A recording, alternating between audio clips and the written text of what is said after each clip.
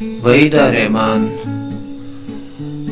जन्म 3 फरवरी 1938 को हिंदी फिल्मों की एक अभिनेत्री है जो मुख्य रूप से हिंदी फिल्मों साथ ही तेलुगु, तमिल और बंगाली फिल्मों में दिखाई दी।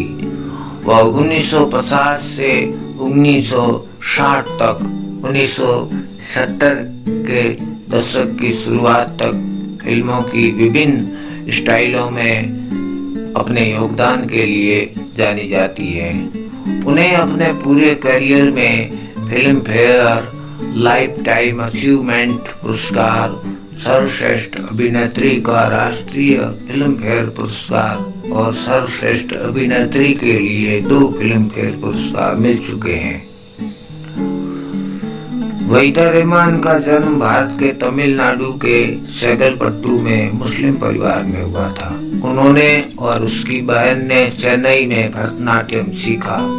जब वो किशोरावस्था में थी, उनके जिला आयुक्त पिता की मृत्यु हो गई थी।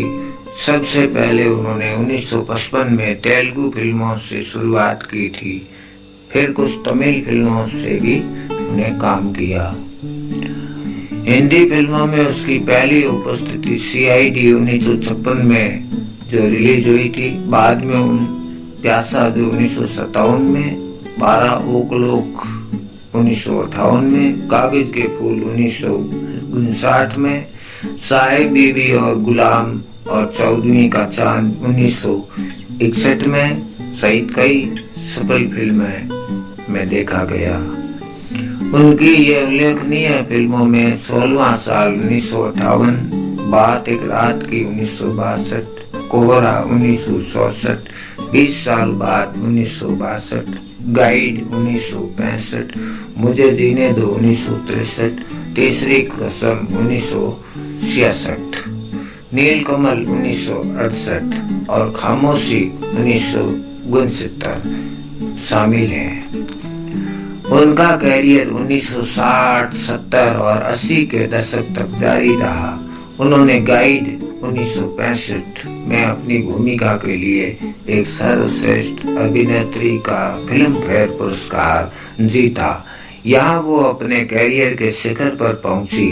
उन्होंने नीलकमल 1968 के लिए भी ये पुरस्कार जीता, लेकिन बाद की फिल्मों में उत्कृष्ट अभिनय के बावजूद, जिसमें रेशमा और शेरा जो 1971 में रिलीज हुई थी, राष्ट्रीय पुरस्कार जीतना शामिल रहा। उनकी फिल्म बॉक्स ऑफिस पर असफल रही। 70 के दशक के मध्य से मुख्य हीरोइन के रूप में वहीदा का करियर समाप्त हो गया था और चरित्र अभिनेत्री के रूप में उनका करियर शुरू हुआ। अपनी उपस्थिति के बाद में उन्होंने 12 साल के लिए फिल्म उद्योग से संन्यास ले लिया था। लम्हे 1991 में रिलीज हुई थी। उनकी उपस्थिति के बाद में उन्होंने 12 साल तक के लिए फिल्मों से संन्यास ले लिया था।